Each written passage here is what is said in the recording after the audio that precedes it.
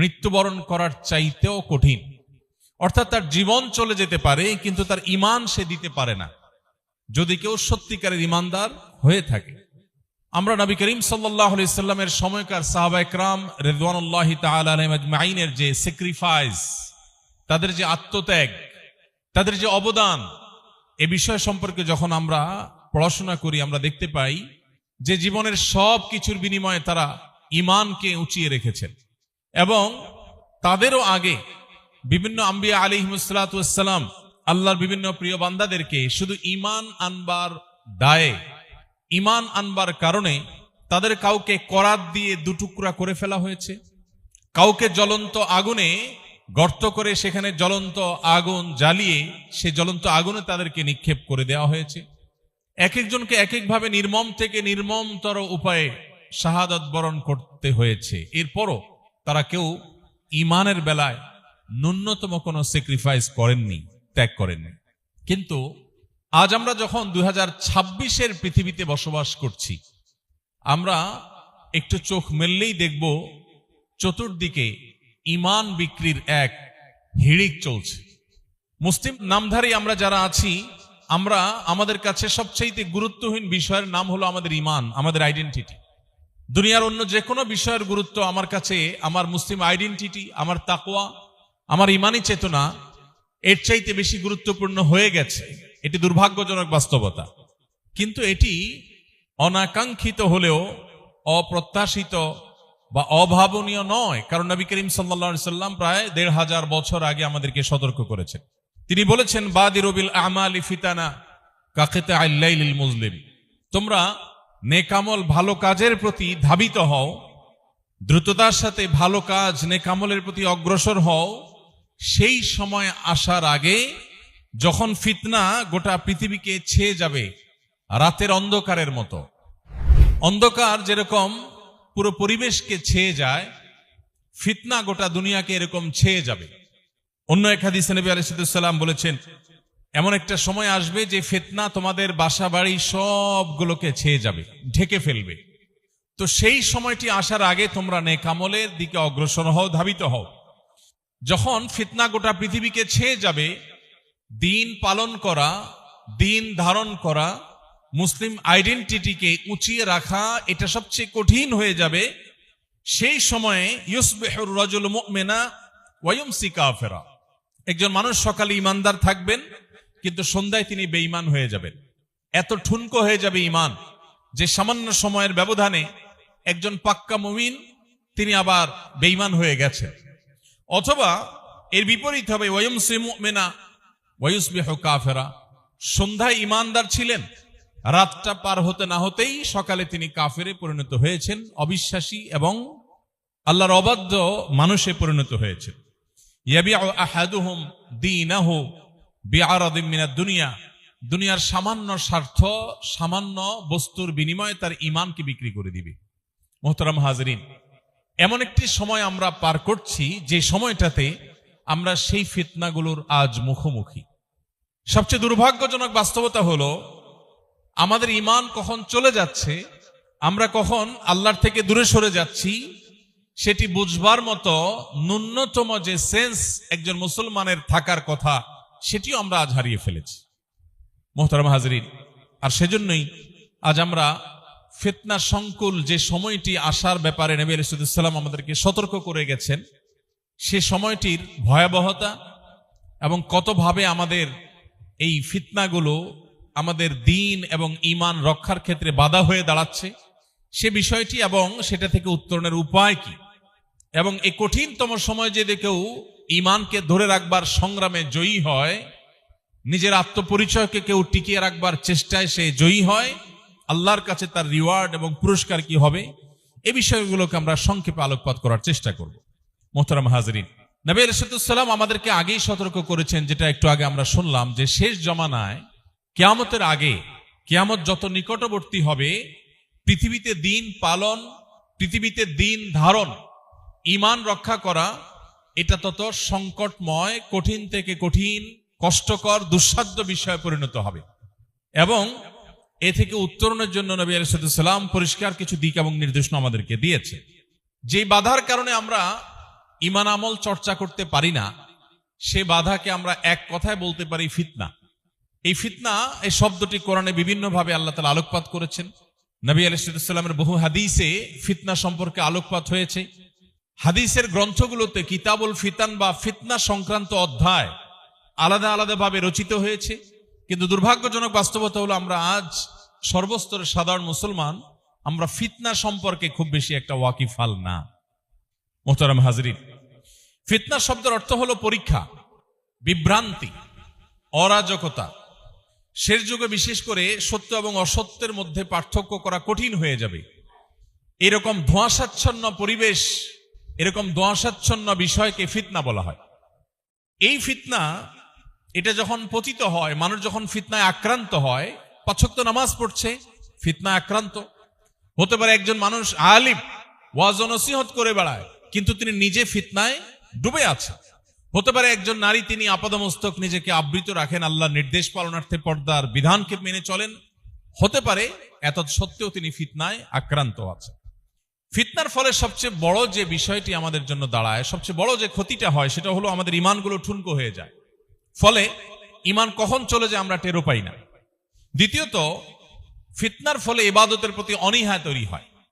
আজ যেদিকে তাকাবেন, অনেক মুসলমান আছেন যিনি আসলে ভালো মুসলমান হওয়ার চেষ্টা করেন এবং তার চেষ্টার কোনো ত্রুটি নাই, সদিচ্ছার কোনো ত্রুটি নাই। তিনি চান তিনি আল্লাহর ওলি হতে, আল্লাহর প্রিয় বান্দা হতে, তিনি চান নেককার মানুষ হতে, আব্দে সালেহ হতে, কিন্তু কেন জানি হয়ে ওঠে না। শত সহস্র মানুষের এই মনোবেদনা, অসংখ্য অগণিত মুসলমানদের মনের এই কষ্ট আছে যে তারা খুব নেককার মানুষ হয়ে উঠতে চান, কিন্তু দিন শেষে এটা করতে পারেন না। রমজান এলে কত আমল করবার সদিচ্ছা জাগে, কিন্তু রমজান পার হয়ে চলে যায়, তেমন কিছু করা হয়ে ওঠে না। তো এই জিনিসগুলো হয়ে থাকে মূলত ফিতনায় আক্রান্ত থাকার ফলে।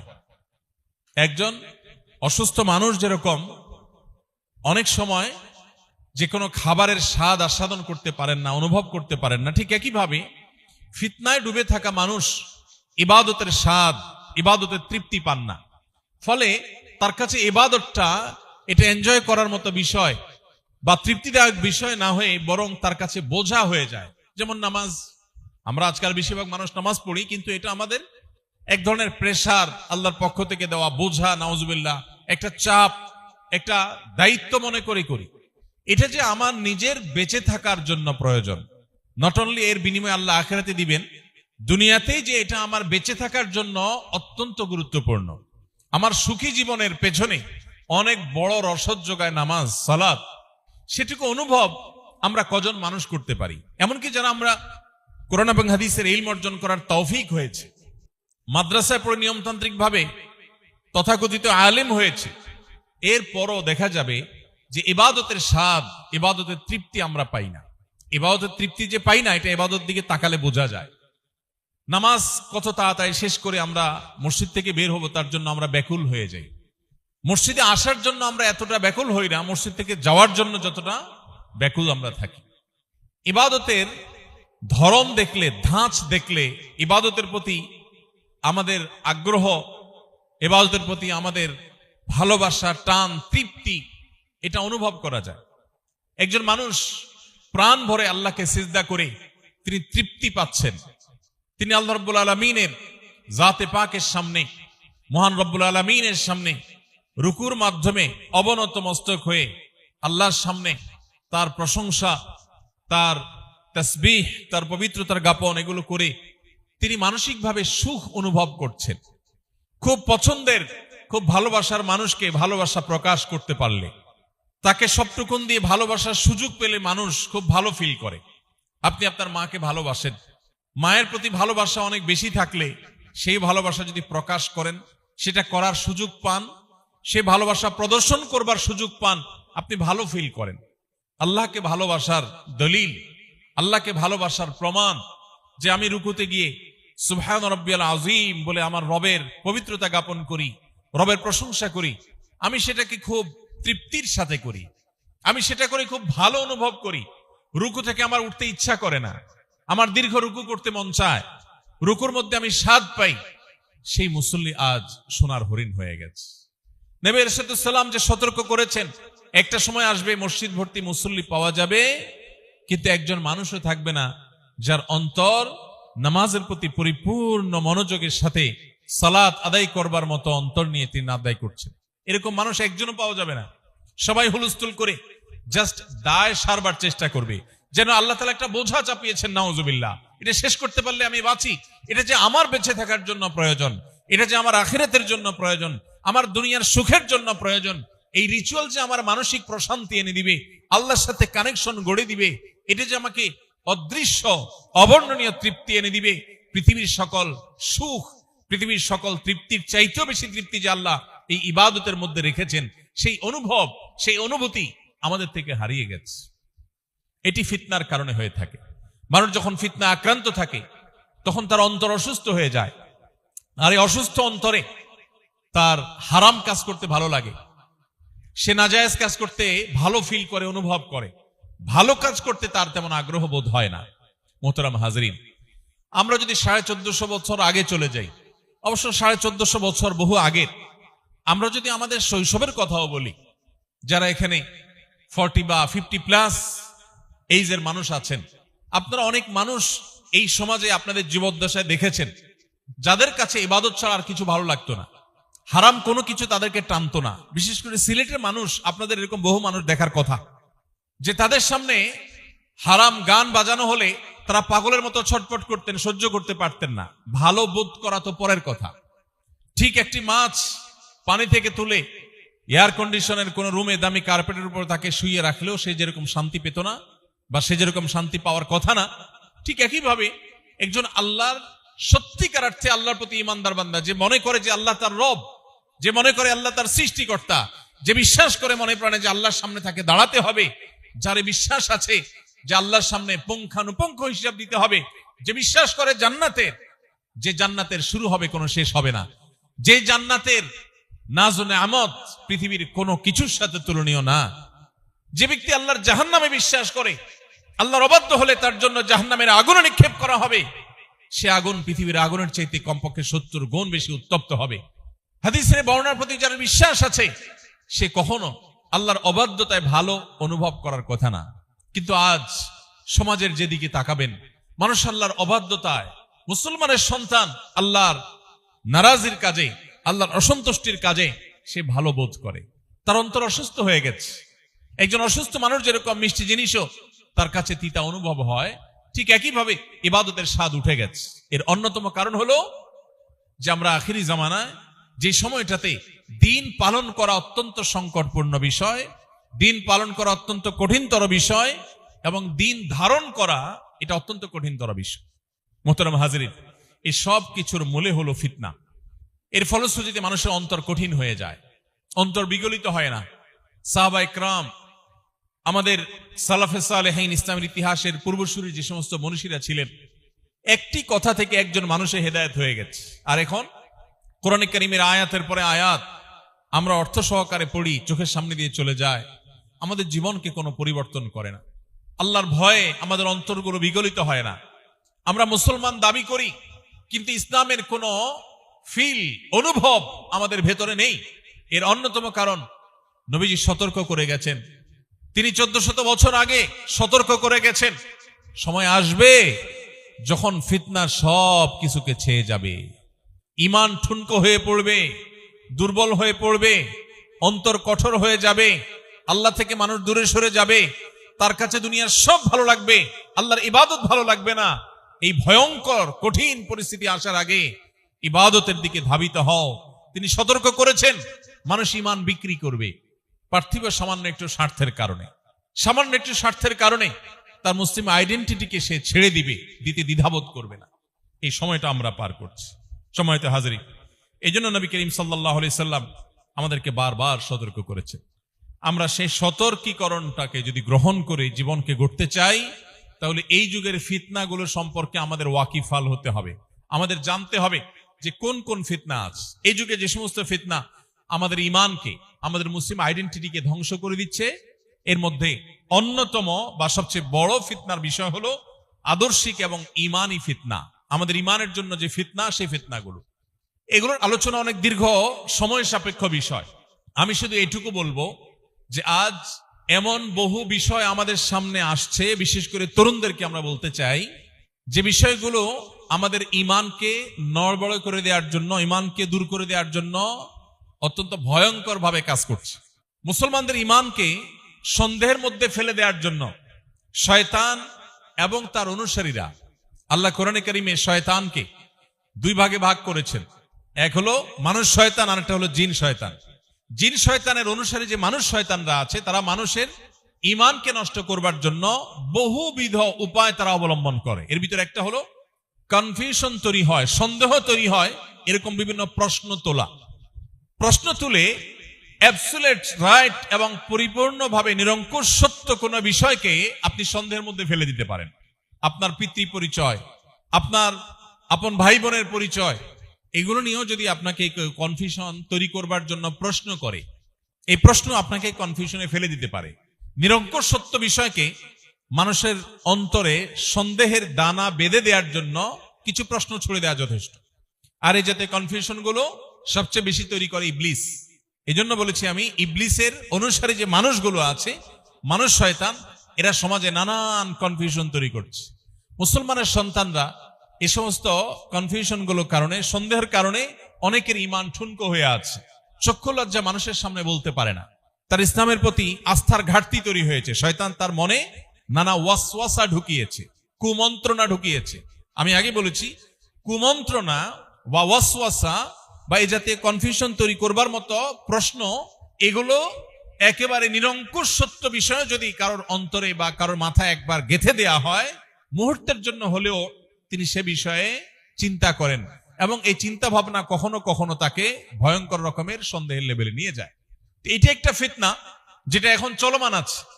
আমরা আল্লাহকে নিয়ে, দ্বীনের অনেক বিষয় নিয়ে শয়তানের তৈরি করা অনেক প্রশ্ন দেখছি।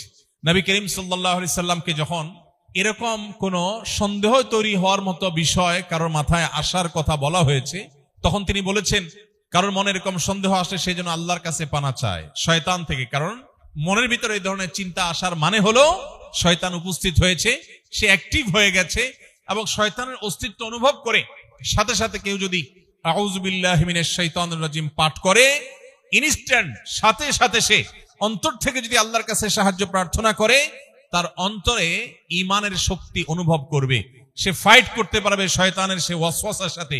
আর যদি কেউ সে ওয়াসওয়াসাকে নিয়েই ধরে থাকে, সেটাকে রুট ধরে সামনে অগ্রসর হতে থাকে, তাহলে সে যত বড় বুদ্ধিমানই হোক না কেন, তার ঈমান ধরে রাখা কঠিন থেকে কঠিনতর বিষয়ে পরিণত হবে। মোহতারাম হাজিরিন, আজকে ঘরে ঘরে আজ নাস্তিক্যবাদ, এগোনাস্তিক্যবাদ, সংশয়বাদী মুসলমান, এটা আজ তৈরি হচ্ছে। সোশ্যাল মিডিয়াতে বিভিন্ন উপায়ে মুসলমানদের মনের ভিতরে নানা সন্দেহ তৈরি করবার মতো অনেক কন্টেন্ট, অনেক টেক্সট কন্টেন্ট, অনেক ভিডিও কন্টেন্ট, এগুলো আজ ছড়িয়ে দেওয়া হচ্ছে। মুসলমানের কর্তব্য আল্লাহ তাআলার প্রতি ঈমান আনার এই সম্পদ, ঈমানের এই দৌলত, এটা আখিরি জামানাতে শেষ যুগে এসে ধরে রাখা কঠিন হবে। নবী আলাইহিস সালাম বলেছেন, ইয়াতি আলান নাসি জামান, একটা সময় আসবে মানুষের কাছে, আস-সাবিরু ফীহিম আলা দীনিহি, যে ব্যক্তি ওই যুগে তার দ্বীনের উপর টিকে থাকবে, এই ব্যক্তির অবস্থান হবে কাল কাবিদি আলাল জামার, জ্বলন্ত কয়লা হাতে ধরে রাখার মতো কঠিন বিষয় হবে ঈমান ধরে রাখার মতো বিষয়। এই চিন্তা যখন একজন ঈমানদার করবে, তখন সে বিশ্বাস করবে যে যত কনফিউশন হচ্ছে এগুলো সবই হলো আমার ঈমানকে হরণ করবার শয়তানি চক্রান্ত, বিধায় আমি আমার ঈমান নিতে দিব না।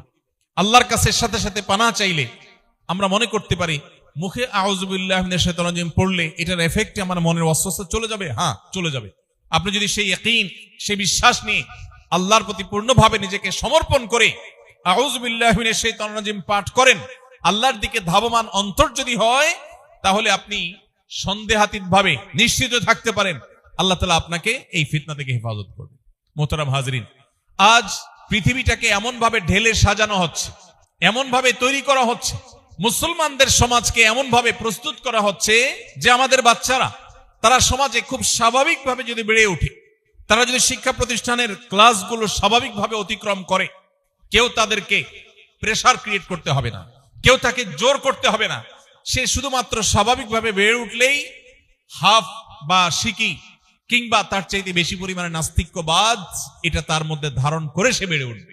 এমন এক ভয়ঙ্কর সময় আমরা পার করছি, যেটা 20 বছর 30 বছর 40 বছর আগে এতটা ছিল না।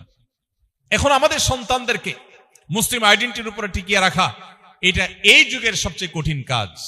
সাদিক সাহেবের মতো এরকম 20 তলা 22 তলা বা আরো 200-400 তলার বিল্ডিংও যদি করে কেউ অল্প সময়ের ব্যবধানে, এটা যতটা আশ্চর্যের, এটা যতটা অবাক করার। একজন মানুষ এই সমাজে সন্তানের বাবা হয়েছেন এবং ফিতনার আগুনের যে আঁচ চতুর্দিক থেকে অনুভব করা হচ্ছে, এখান থেকে তার সন্তানকে বাঁচিয়ে মুসলিম আইডেন্টিটিকে ধরে রাখতে পেরেছেন। আল্লাহর কসম, এটা মাত্র অল্প সময়ের ব্যবধানে বিশাল বড় অট্টালিকা করার চাইতেও কঠিন কাজ এবং অবাক করার মতো কাজ। ঘরে ঘরে আজ মানুষ সাফার করছে, অনেক অভিভাবক হয়তো ফিল করছেন না। এই জন্য ফিতনার জাল চতুর্দিকে বিছানো আছে। পড়ানো হচ্ছে হয়তো সাধারণ জ্ঞানের বই, পড়ানো হচ্ছে, দেওয়া হচ্ছে হয়তো স্বাভাবিক এবং জেনারেল কোন নলেজ, কিন্তু সেটার খাঁজে ভাঁজে ঢুকিয়ে দেওয়া হচ্ছে কুফুরের বিষ। সেটার ভাঁজে ভাঁজে দিয়ে দেওয়া হচ্ছে আমার সন্তানের ঈমানকে ধ্বংস করবার নানা আয়োজন। হয়তো আপনার সামনে পেশ করা হচ্ছে নিছক বিনোদন, কিন্তু তার প্রতিটা খাঁজে ভাঁজে ঢুকিয়ে দেওয়া হচ্ছে কুফুর, যেটা আপনার ঈমানকে নড়বড়ে করে দিবে, আপনার বিশ্বাসকে দুর্বল করে দিবে। পৃথিবীটাকে এমন ভাবে ডিজাইন করা হচ্ছে, এমন ভাবে প্ল্যান করা হচ্ছে, এমন ভাবে সাজানো হচ্ছে যে আপনি নিজের অজান্তে বেঈমান হওয়ার মতো জায়গায় চলে যাবেন।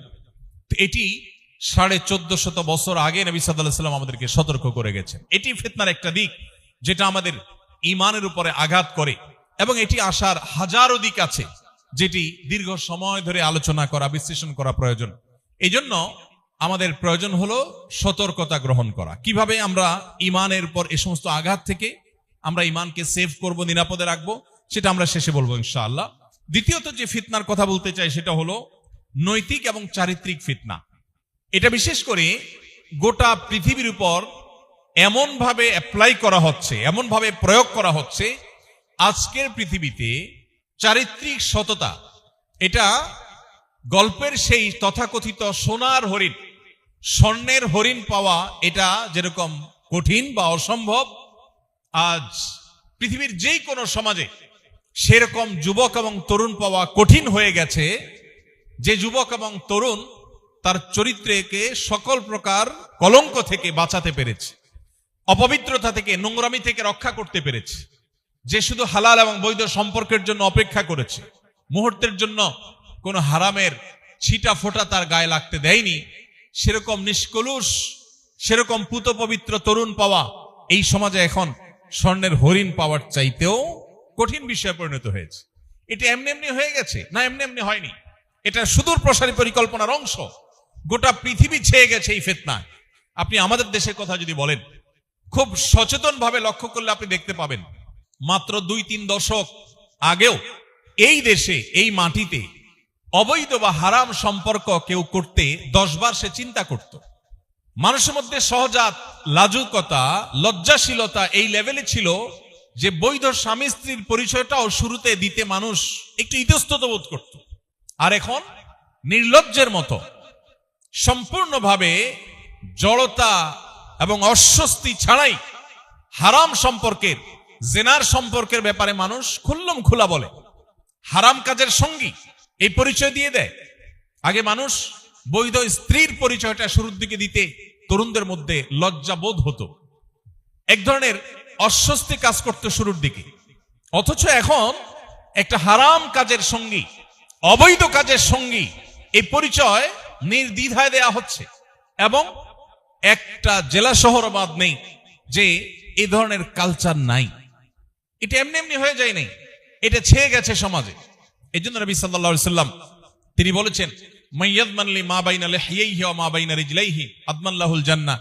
যে ব্যক্তি তার 2 চোয়ালের মধ্যবর্তী অঙ্গ অর্থাৎ মুখ, আর যে ব্যক্তি তার 2 পাও বা রানের মধ্যবর্তী অঙ্গ, তার সম্ভ্রম, ইজ্জত, এগুলোকে যে ব্যক্তি হেফাজত করবার দায়িত্ব নিবে, নবীজি বলেছেন আমি তার জন্য জান্নাত আল্লাহর পক্ষ থেকে তাকে পাইয়ে দেওয়ার দায়িত্ব নিলাম। মুহতারাম হাজরিন, আজ চারিত্রিক স্খলন এটা এমন পর্যায়ে পৌঁছেছে, এখন আর যুবক, তরুণ, পরিণত বয়স হওয়ার অপেক্ষা করতে হয় না। ছোট ছোট বাচ্চারা পর্যন্ত আজ এই ফিতনায় জর্জরিত। নানাভাবে এই ফিতনা আমাদের সন্তানদেরকে, আমাদের কলিজার টুকরা বাচ্চাদেরকে, ছোট ভাই বোনদেরকে, পরিবারের সদস্যদেরকে আমাদেরকে ধ্বংস করে দেওয়া হচ্ছে। এবং এই নৈতিক এবং চারিত্রিক ফিতনা এটা ছেয়ে যাওয়ার কারণে কেউ চাইলেও বাঁচতে পারছেন।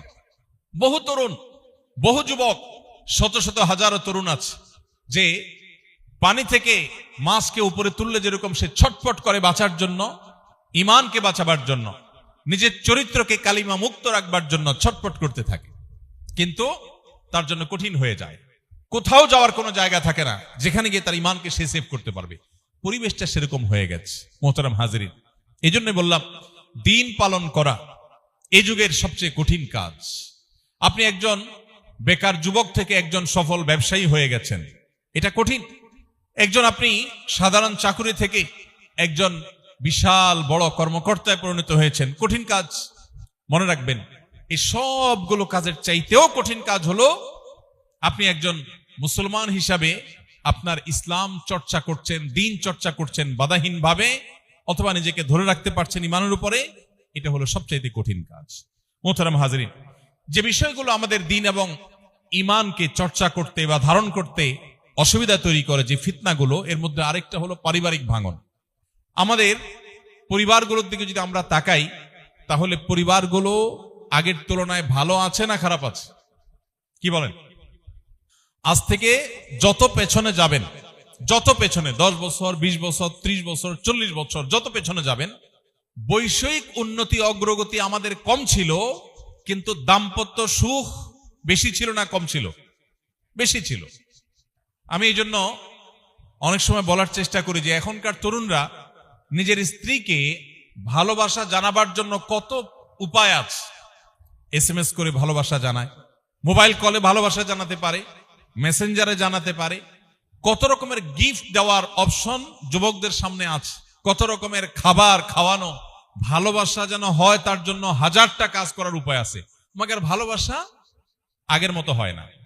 সিনিয়র যারা আছেন, মুরব্বী যারা আছেন, তাদের স্ত্রীর সাথে তাদের যে বোঝাপড়া, তাদের যে ভালোবাসা, তাদের যে হৃদ্যতা, তাদের যে দাম্পত্য সুখ, এটা এখন তরুণরা কল্পনাও করতে পারে না। অথচ আগে সে বৈষয়িক অগ্রগতি এতটা ছিল না। স্ত্রীর প্রতি ভালোবাসা প্রকাশ করবার জন্য একটু উপহার দিয়ে তাকে খুশি করবেন, সেটাও এত বেশি ছিল না। ভালোবাসার কথা জানাবেন, সেটারও এত পথ এবং উপায় ছিল না, কিন্তু ভালোবাসা ঠিকই ছিল। এখানে আমরা দেখতে পাচ্ছি যে বৈষয়িক উন্নতি হয়েছে, কিন্তু আমাদের ক্রাইসিসও বেড়েছে। সেই তুলনায় আমাদের ভালোবাসা বাড়েনি। এটা হলো ভয়াবহ একটি ফিতনার একটা অবশ্যম্ভাবী পরিণতি।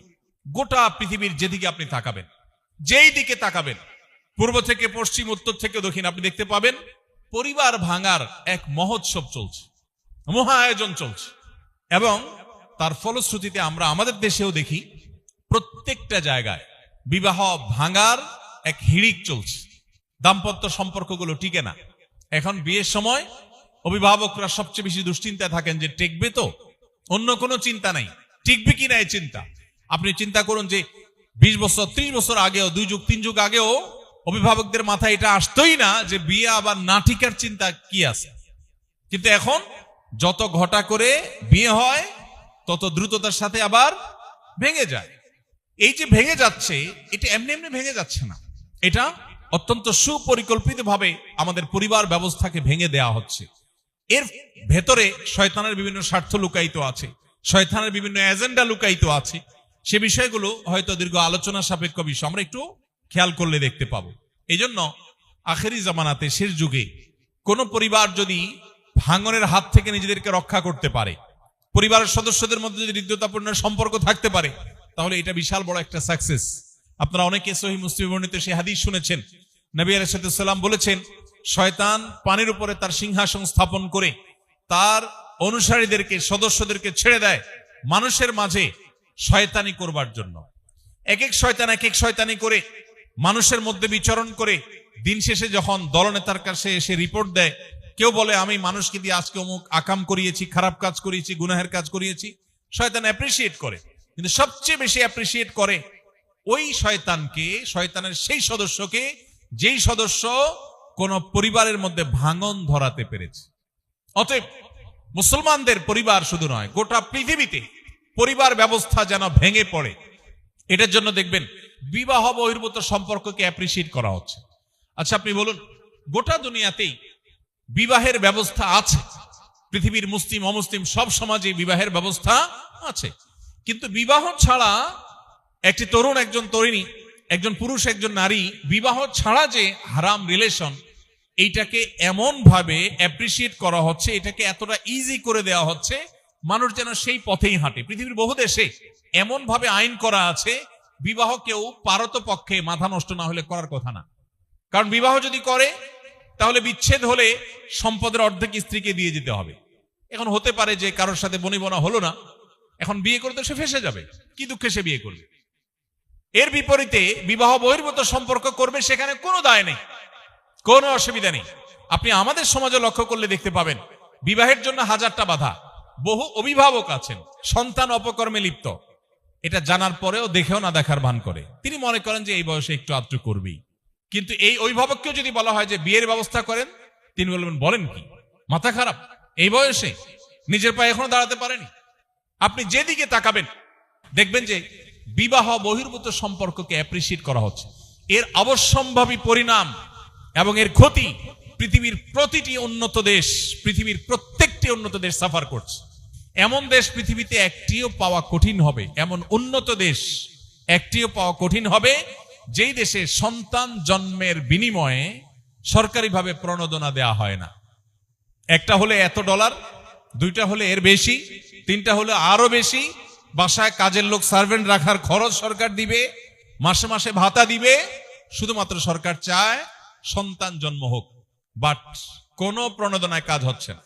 আমাদের দেশ থেকে, গরিব দেশগুলো থেকে মেধাবী তরুণদেরকে তারা পাচার করে নিয়ে যাচ্ছে, শিক্ষার নামে তাদেরকে নিয়ে সেখানে এস্টাবলিশ করছে, এবং এই সন্তানগুলো আর বেশিরভাগই ফিরে আসছে না, এরা হারিয়ে যাচ্ছে, মুসলিম আইডেন্টিটি পর্যন্ত চলে যাচ্ছে, মা বাবার সাথে সম্পর্ক আস্তে আস্তে শেষ হয়ে যাচ্ছে।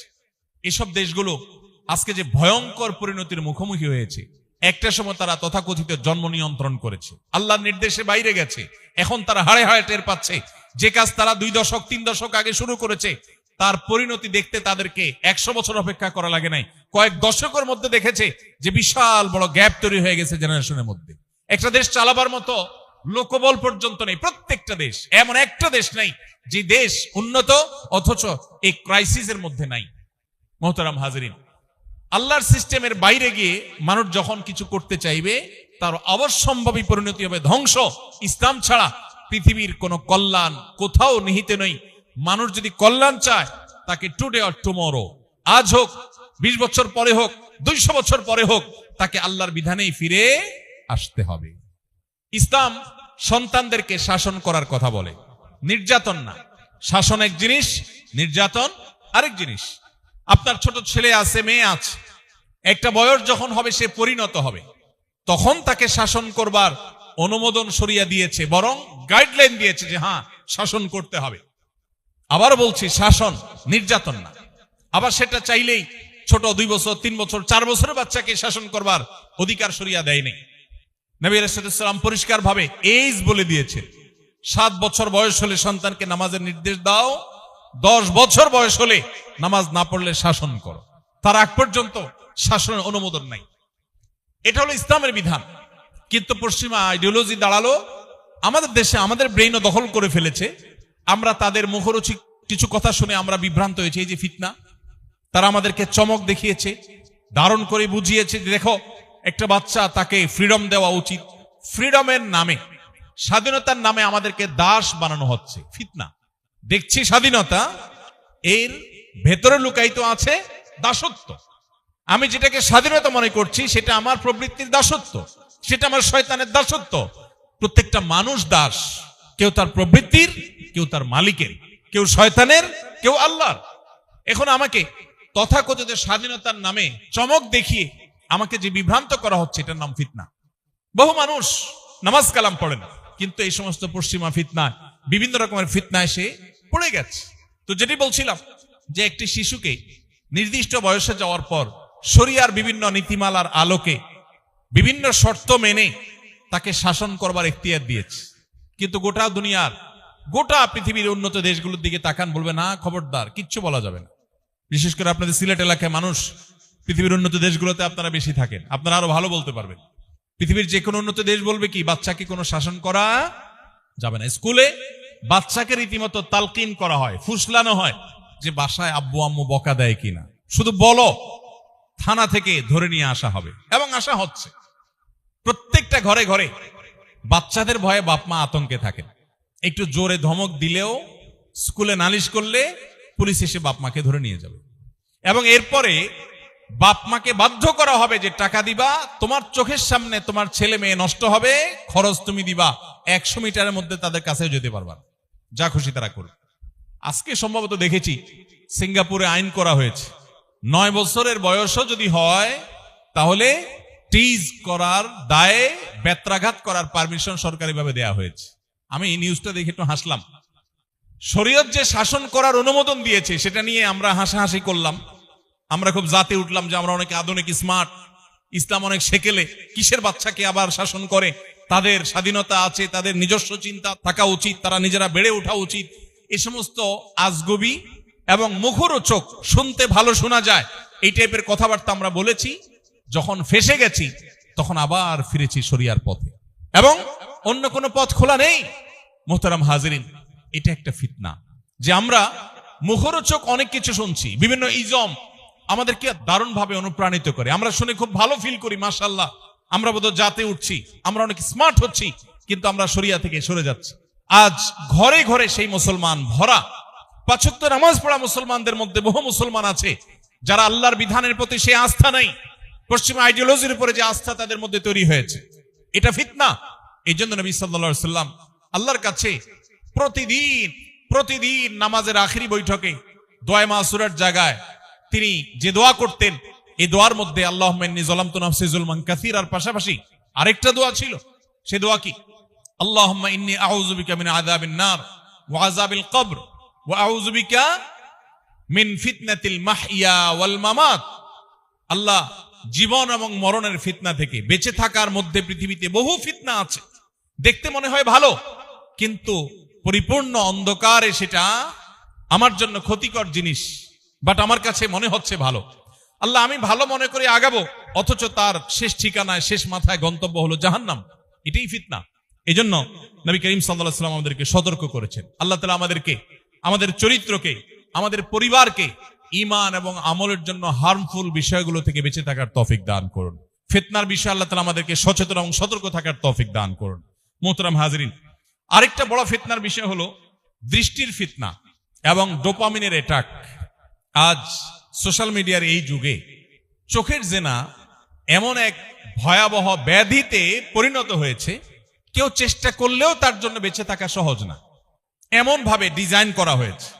একদিকে মত প্রকাশের স্বাধীনতা, ব্যক্তি স্বাধীনতা ইত্যাদি মুখরোচক বিভিন্ন স্লোগান দিয়ে আমাদের বোনদেরকে পর্দাহীন করা হয়েছে, মেয়েদেরকে স্বাধীনতা দেওয়ার নাম করে তাদেরকে জাস্ট ভোগের বস্তুতে পরিণত করা হয়েছে।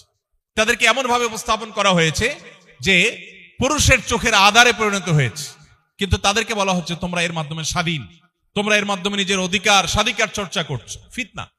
এর মাধ্যমে আজ আমরা ইবাদতের স্বাদ হারিয়ে ফেলছি, আমরা নেকামলের প্রতি কোনো আগ্রহ বোধ করি না, আমাদের আসল সম্পদ অনেক আগে হারিয়ে গেছে। আমরা শুধু গতানুগতিক কিছু রিচুয়াল, কিছু আমল, কিছু ইবাদতের মধ্যে মগ্ন থাকি, কিন্তু অন্তঃসার শূন্য হয়ে গেছে, আমাদেরকে শেষ করে ফেলা হয়েছে। মোহতারাম হাজিরিন, ঠিক একইভাবে আরেকটা বড় ফিতনা হলো ডোপামিন, সাময়িক আনন্দ, সাময়িক বেদনা। বিশেষ করে সোশ্যাল মিডিয়ার যে এডিকশন, ছোট ছোট শর্টস, রিল, এগুলোর পেছনে আমরা প্রতিদিনে এক একটা মানুষ 2-4 ঘন্টা 6 ঘন্টা পর্যন্ত প্রতিদিন আমরা ব্যয় করছি। এটা কেন করছি? আখেরাত তো পরের কথা, পার্থিব আমার কোনো উপকার বয়ে আনবে? ডেফিনেটলি না, কিন্তু আমরা করছি এবং নিজের সব সময়কে সেখানে নষ্ট করছি। এর ফলে আমাদের মস্তিষ্কের চিন্তার সক্ষমতা কমে যাচ্ছে, আমাদের নৈতিক সিদ্ধান্ত গ্রহণ করবার শক্তি কমে যাচ্ছে। এজন্য দেখবেন সমাজে সেই নীতিবান মানুষ আর পাওয়া যায় না। যত পেছনে যাবেন, আমি আবারও বলি, যত পেছনে যাবেন আপনি দেখবেন আদর্শবান মানুষ সমাজে কিছু হলেও থাকতো, আর এখন লেবাসালা মানুষ আছে, ভালো মানুষ নেই। প্রত্যেকটা মানুষ নৈতিক শক্তি এটা হারিয়ে ফেলেছে। এটা দুনিয়াতে যে ফিতনা ছড়িয়ে আছে এর ফলশ্রুতি। ঠিক একইভাবে আরেকটা ভয়ঙ্কর বিষয় হলো যে এই সময়টাতে আমরা গোটা বিশ্বে মানুষ পার্থিব জাগতিক উন্নতি করছে, আমাদের জীবন যাপনের মান উন্নত হচ্ছে। প্রত্যেকটা দেশের মানুষ দিন দিন আমরা জীবন যাপনের মান উন্নত করছি, কিন্তু আমাদের মধ্যে যে পরিমাণ ডিপ্রেশন, হতাশা এটা বেড়ে চলেছে। বিশ্ব স্বাস্থ্য সংস্থা বলছে 2030 সালের মধ্যে পৃথিবীর সবচাইতে বড় এবং সবচাইতে বেশি পরিমাণে যে রোগে মানুষ আক্রান্ত হবে সেটার নাম ডিপ্রেশন। অলরেডি পৃথিবীতে উন্নত দেশগুলোতে বয়স্করা তো অনেক পরের কথা, ছোট ছোট শিশুরা ডিপ্রেসড, ঘরে ঘরে আত্মহত্যা, ছোট বাচ্চারা আত্মহত্যা করে। বৈষয়িক উন্নতির কোনো অভাব নেই, জীবন যাপনের উপায় উপকরণ, শৌখিনতার উপায় উপকরণ কোনটার কোনো অভাব নেই, কিন্তু দিনহীন, আল্লাহর আনুগত্যহীন, ইমানহীন, ইমানে চেতনাহীন এ আধুনিক জীবন এটা মানুষকে বাহ্যিক বিলাসিতা দিতে পারে কিন্তু আভ্যন্তরীণ প্রশান্তি কেড়ে নেয়। যারা উন্নত দেশে আছেন, যারা দুনিয়াতে বিভিন্ন উন্নত দেশগুলোতে সফর করার সুযোগ হয়েছে, তারা ভালো বলতে পারবেন যে বাচ্চারা পর্যন্ত ডিপ্রেসড প্রত্যেকটা ঘরে ঘরে। জাপানের মতো উন্নত দেশ, পৃথিবীর সবচেয়ে উন্নত দেশগুলোর সবচেয়ে সুখী দেশগুলোর যে তালিকা, নরওয়ের মতো দেশ, আরো বিভিন্ন দেশ যেগুলো সুখী দেশের একেবারে টপ লিস্টে আছে, আপনি খবর নিয়ে দেখেন সবচেয়ে বেশি আত্মহত্যার পরিমাণ, সবচেয়ে বেশি ডিপ্রেশনের পরিমাণ এই সমস্ত দেশগুলোতে। সুখের উপকরণে কোনো শেষ নেই, কোনো অপরাধ হয় না, চোর ধরা পড়ে না, ডাকাত ধরা পড়ে না, খুনি ধরা পড়ে না। এত সাইলেন্ট, এতটা কোয়াইট, এত বাহ্যিক দৃষ্টিকোণ থেকে শান্ত দেশ, কিন্তু মানসিক শান্তি কারণ নেই। শান্তির সমস্ত ব্যবস্থা আছে, দুনিয়াটাকে জান্নাতে পরিণত করার জন্য যা লাগে সেরকম করে ফেলেছে। তাদের পরিবেশ, তাদের প্রতিবেশ, তাদের নিয়ম, তাদের সিস্টেম এত ভালো যে মনে হবে সেখানে গেলে মানুষ শান্তির সাগরে বসবাস করবে, কিন্তু না, মানুষ দুঃখের সাগরে বসবাস করে। আল্লাহ রাব্বুল আলামিন দিন ছাড়া দুনিয়ার সমস্ত সম্পদ একত্র করলেও কেউ আল্লাহ তাআলা সেখানে শান্তি রাখেন নাই। আর যদি দিন থাকে, ইমানি চেতনা থাকে, তার ভিতরে যদি দুনিয়ার পার্থিব বিষয়গুলো যদি কম ঘাটতিও থাকে, আল্লাহ তাআলা সেখানে শান্তি রেখেছেন। মোহতারাম হাজরিন, আজ আখেরি জামানায় আমরা বসবাস করছি যেখানে ইমান ধরে রাখা কঠিন হয়ে যাচ্ছে, কারণ পৃথিবীটাকে ডিজাইন করা হয়েছে সেভাবে। হারাম অর্থনীতির বাধ্যবাধকতা এটা আরেকটা ফিতনা। এই যুগে বিশ্বের আমাদের টাকা পয়সাগুলো নিয়ে মাতবুরি করা যে মোড়ল রাজ, গরিব মানুষদের টাকাগুলোকে ব্যাংকগুলো যেভাবে নিয়ে নেয় বিভিন্ন সিস্টেমের মাধ্যমে, এই অর্থ ব্যবস্থা গোটা পৃথিবীকে এমন ভাবে সুদের উপর দাঁড় করিয়েছে, আল্লাহ তাআলা কোরআনে যেটাকে বলেছেন আল্লাহর সাথে যুদ্ধ করার শামিল, সেরকম ভয়ঙ্কর বিষয়কে পৃথিবীতে এমন ভাবে এস্টাবলিশ করা হয়েছে, ব্যক্তিগতভাবে কোনো মানুষ যদি চায় 100 ভাগ হালাল জীবন যাপন করবে, তাহলে তার জঙ্গলের গহীনে চলে যাওয়া ছাড়া কোনো পথ তার সামনে খোলা নেই। সে মসজিদের ইমাম হতে পারে, সে বড় খতিব আলোচক হতে পারে, সে মসজিদে সারাদিন বন্দী থাকতে পারে, কিন্তু সুদের ভয়াবহতা থেকে সে চাইলেও বাঁচতে পারবে না। রাষ্ট্র তার পক্ষ থেকে সুদি লোন নিয়ে রাষ্ট্র চালাতে হবে, সিস্টেমটাই সেভাবে ডেভেলপ করা হয়েছে। এটা একটা ফিতনা, চাইলেও মানুষ বাঁচতে পারছে না। এই সমস্ত হারামগুলো মানুষ ইবাদতের স্বাদ কেড়ে নেয়। হ্যাঁ, আপনি নিজে সুদের কারবার করেন নাই, গুনাহ আল্লাহর কাছে হবে না, কিন্তু গুনাহের প্রভাব সেটা ঠিকই আপনার জীবনে পড়বে।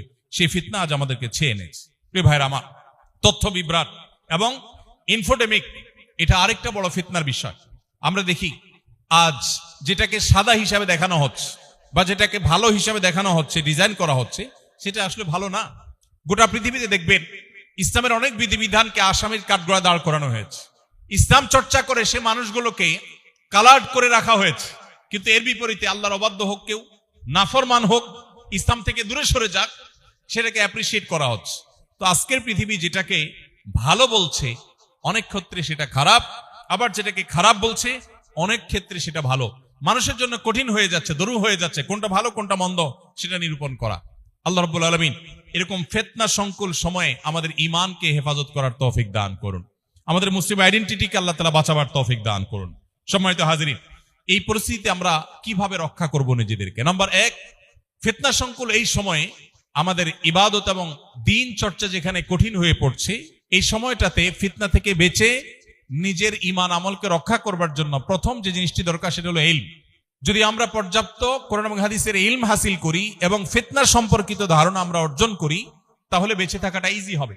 আমাদের যে লাইফস্টাইল, আমাদের যে খাদ্যাভ্যাস, আমাদের যে ফুড পিরামিড ডেভেলপ করা হয়েছে, এটার মধ্যেও খাঁজে ভাজে বহু ফিতনা ঢুকিয়ে দেওয়া হয়েছে। সেটা দীর্ঘ আলোচনার বিষয়।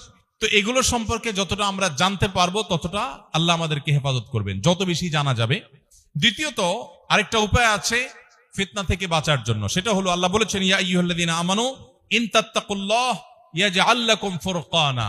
হে ঈমানদারগণ, তোমরা যদি আল্লাহকে ভয় করো, প্রকৃত অর্থে অন্তর যদি তাকওয়া তোমরা অর্জন করো, ইয়াজআল লাকুম ফুরকানা, আল্লাহ তোমাদেরকে সত্য অসত্য, ভালো এবং মন্দের মধ্যে পার্থক্য করবার সক্ষমতা দিয়ে দিবে। তাহলে কেউ যদি তাকওয়ার সর্বোচ্চ লেভেলে যাওয়ার চেষ্টা করে, সন্দেহের ঊর্ধ্বে থাকার চেষ্টা করে, সে সবসময় আল্লাহকে সন্তুষ্ট করার পথে থাকে, আল্লাহ অসন্তুষ্ট হতে পারে ন্যূনতম সন্দেহ হয়, সেই পথ থেকেও বেঁচে থাকে, অর্থাৎ এজ এ মুসলমান সে নো কম্প্রোমাইজের লেভেলে থাকে, সে অন্য সবকিছুর সাথে কম্প্রোমাইজ করে, ইসলামের বেলায় কম্প্রোমাইজ করে না, আল্লাহর বিধানের ক্ষেত্রে কম্প্রোমাইজ করে না, নবীজির আদর্শের ক্ষেত্রে কম্প্রোমাইজ করে না, এই লেভেলের মুত্তাকি যদি কেউ হতে পারে, আল্লাহ তাআলা তাকে ফিতনার সময়ে ভালো কোনটা মন্দ কোনটা সেটা আল্লাহ তাআলা তাকে দেখিয়ে দিবেন, তার জন্য স্পষ্ট হয়ে যাবে, আল্লাহ তাকে সেভ করবে।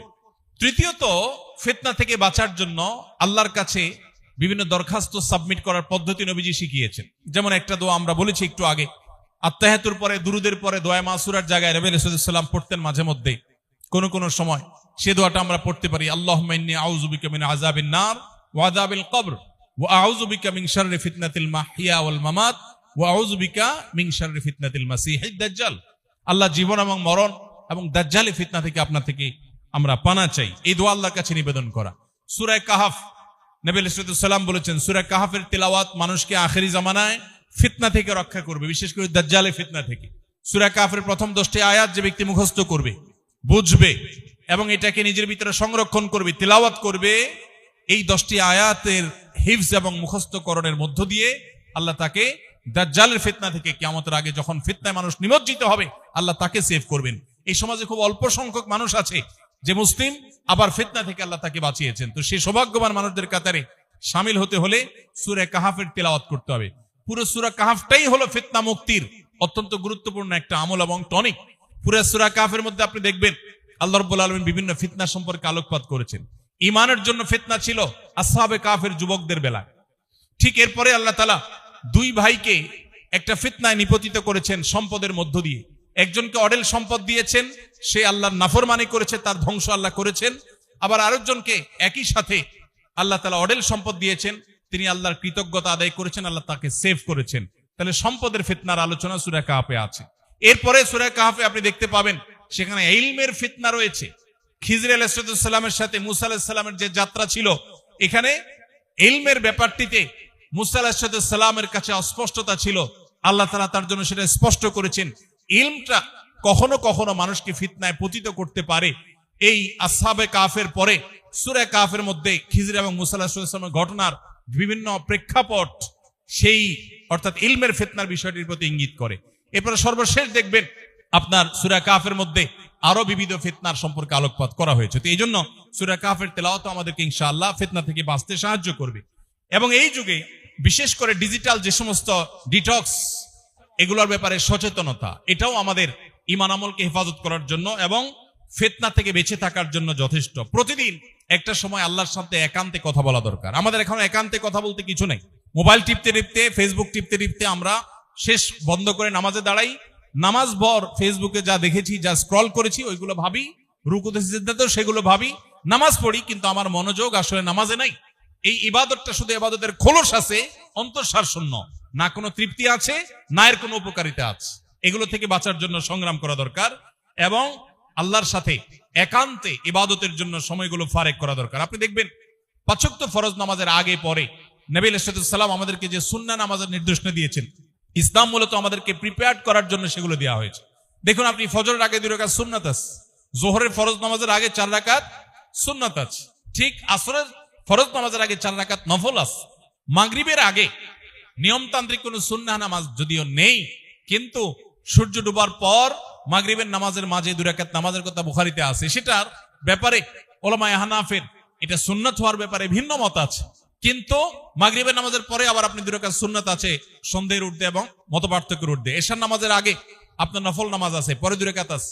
প্রত্যেক নামাজের আগে এই যে নফল নামাজ, সুন্নাত নামাজ রাখা হয়েছে, এটা হলো ফরজ নামাজের আগে যাতে আপনি প্রিপারেশন নিতে পারেন, রিহার্সাল করতে পারেন। তারও আগে আপনি ওযু করতেছেন, আপনি কাপড় পবিত্র রাখছেন, নামাজের জায়গায় পবিত্র রাখছেন, এগুলো সবগুলো হলো পার্ট অফ নামাজের প্রিপারেশন।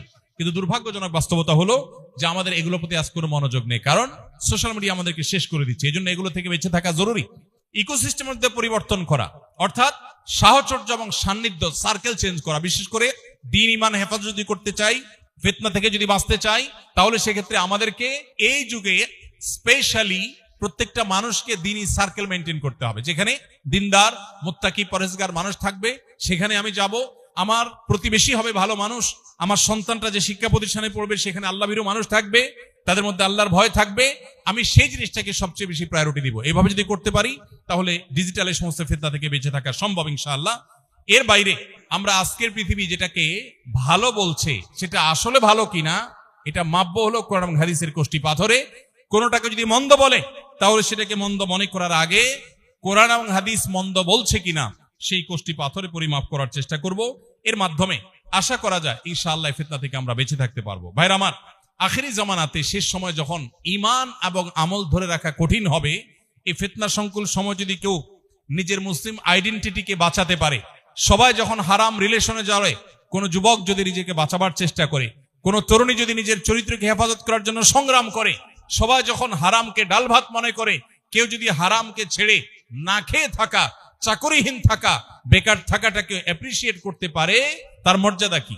নবী করিম সাল্লাল্লাহু আলাইহি সাল্লাম বলেছেন, যেটি তিরমিজিতে বর্ণিত হয়েছে, নবীজি বলেছেন আমার পরে একটা সময় আসবে, তোমাদের পরে, সাহাবীদেরকে বলছেন যে তোমাদের পরে একটা সময় আসবে যখন দ্বীনের উপরে টিকে থাকাটা জ্বলন্ত আগুনের কয়লা বা জ্বলন্ত কয়লা হাতে রাখার চাইতে বা রাখার মতো কঠিন হবে। এরকম সময় আসবে যখন ওই সময়টাতে যে ব্যক্তি দ্বীন এবং ঈমান রক্ষা করবে, নেক আমল করবে, তাকওয়া চর্চা করবে, ওই ফিতনার সময় নিজেকে বাঁচিয়ে রাখবে, তার একজনের বিনিময় হবে তোমাদের 50 জনের সমান। সাহাবীদেরকে বলা হচ্ছে তোমরা 50 জন নেক আমল করে আল্লাহর কাছে যে পরিমাণ রিওয়ার্ড এবং বিনিময় লাভ করবে, ওই সময়টাতে ফিতনা মোকাবেলা করে প্রতিকূল পরিবেশে মুসলিম আইডেন্টিটিকে বাঁচাবার জন্য সংগ্রাম করে যদি কেউ টিকে থাকতে পারে, হারাম থেকে বাঁচিয়ে রাখতে পারে, তাহলে আল্লাহ তাআলা তাকে তোমাদের 50 জনের মর্যাদা ওই একজনকে দিবেন। কেন? কারণ সাহাবীদের সামনে চ্যালেঞ্জ বা বাধা, ফিতনা এত বেশি ছিল না, আজকে যত বেশি ফিতনা আছে। নবী সাল্লাল্লাহু আলাইহি ওয়াসাল্লাম সেজন্য সুসংবাদ আমাদেরকে দিয়েছেন। ঠিক একইভাবে নবী সাল্লাল্লাহু আলাইহি ওয়াসাল্লামের কাছে প্রশ্ন করা হয়েছে, ইয়া রাসূলুল্লাহ 50 জনের সওয়াব একজনকে দেয়া হবে, মানে তাদের 50 জন? বলছেন না, তাদের 50 জন না, তোমাদের 50 জনের সওয়াব তাদের একজনকে দেওয়া হবে।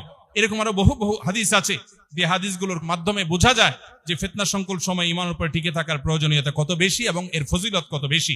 এবং কোন কোন হাদিসে আসছে নবী রাসূলুল্লাহ সাল্লাল্লাহু আলাইহি ওয়াসাল্লাম বলেছেন, ফিতনার সময় যদি কেউ ইবাদতে মশগুল থাকে, নেক আমলে ব্যস্ত থাকে, তাহলে সে নবী আলাইহিস সালামের কাছে হিজরত করে যে এসেছেন সাহাবীরা, তার কাছে হিজরত করে আসার মতো মর্যাদার সমান মর্যাদা পাবে ওই ব্যক্তি, যে ব্যক্তি ফিতনার সময় নেক আমলের মধ্যে মশগুল থাকবে। আল্লাহ রাব্বুল আলামিন এই কঠিন সময়ে আমাদেরকে ঈমান আমলকে সবকিছুর উপর অগ্রাধিকার দেওয়ার তৌফিক নসিব করুন। আমরা চেষ্টা করব তো ইনশাআল্লাহ। মোহতারাম হাজিরিন, এর জন্য দরকার ঐকান্তিক প্রচেষ্টা, এর জন্য দরকার আন্তরিকতা, এর জন্য দরকার চ্যালেঞ্জ বোঝা। আজকের এই পৃথিবীতে আপনি যেদিকে তাকাবেন দেখবেন সবাই জাহান্নামমুখী যাত্রার জন্য সবাই প্রস্তুতি গ্রহণ করে বসে আছে। আপনি দ্বীনের ক্ষেত্রে নো কম্প্রোমাইজের লেভেলে থাকা মানুষ খুব বেশি এটা খুঁজে পাবেন না। দেখবেন সবাই কম্প্রোমাইজ করে ফেলে। ঠিক আছে, নামাজ কালাম পড়ি, আরে পরে হবে, অসুবিধা নেই। বিয়ের অনুষ্ঠানে আসছি, এখানে একটু সামাজিকতা, সৌজন্যতা আছে না? সব জায়গা পর্দা করলে চলে নাকি? একটু আধটু গান বাজনা তো চলা করতে হয়, আরে এত বাস্তি কি সমাজে চলা যায় নাকি? আল্লাহ কাছে মাপ চেয়ে নিব। এগুলো সব হলো দ্বীনের ক্ষেত্রে কম্প্রোমাইজ। এগুলো সবগুলোই ফিতনা, দ্বীনের উপরে টিকে থাকার ক্ষেত্রে বাধা। নো কম্প্রোমাইজের লেভেলে থেকে ঈমান চর্চা করা, আমল চর্চা করা, পরিপূর্ণ মুসলমান হওয়া, পরিপূর্ণভাবে দ্বীনের উপরে প্রবেশ করা, এই মানুষের পরিমাণ আজ সমাজে সবচাইতে কম। আল্লাহ রাব্বুল আলামিন আমাদের সবাইকে সেরকম খাঁটি মুসলমান হওয়ার তৌফিক নসিব করুন। আমরা সবাই চেষ্টা করব তো ইনশাআল্লাহ।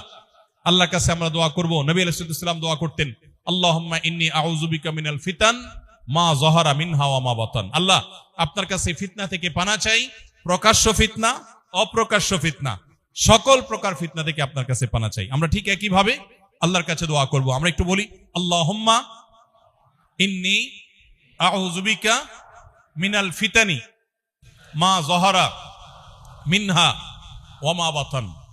এর অর্থ হলো, আল্লাহ, যে সমস্ত ফিতনাগুলো স্পষ্ট আর যেসব ফিতনাগুলো বোঝা যায় না, ধোঁয়াশা, বিভ্রান্তি, কোনটা ভালো কোনটা মন্দ, কোনটাতে তুমি খুশি হবে কোনটাতে অসন্তুষ্ট হবে স্পষ্ট না। এরকম ধোঁয়াশাপূর্ণ যে সমস্ত ফিতনা আছে এগুলো থেকে তুমি আমাদেরকে রক্ষা করে হেফাজত করো। আল্লাহ তাআলা আমাদের সবাইকে, আমাদের ঈমানকে, আমাদের আমলকে, আমাদের ফ্যামিলি পরিবারের সদস্যদের ঈমান আমলকে এই কঠিন ফিতনার সময়ে পরিপূর্ণভাবে সেভ করা এবং সেটাকে হেফাজত করা, আল্লাহর প্রিয় বান্দা হিসাবে, খাঁটি মুসলিম হিসাবে গড়ে তোলার তৌফিক আল্লাহ তাআলা আমাদেরকে দান করুন। আমরা যদি সবাই চেষ্টা করি, সবাই যদি সচেতন থাকি, ইনশাআল্লাহ এটা কষ্টসাধ্য হলেও অসম্ভব নয়।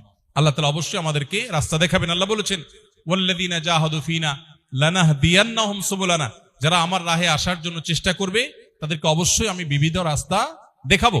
আপনি সমাজে এখন বহু মুসলমান পাবেন, সিরিয়াস মুসলমান, পূর্ণাঙ্গ মুসলমান, কোন ছাড় দেয় না ইসলামের ক্ষেত্রে, এই মুসলমান আপনি খুব বেশি পাবেন না। দেখবেন সবই ভেজাল মুসলমান, সবই ভেজাল মুসলমান।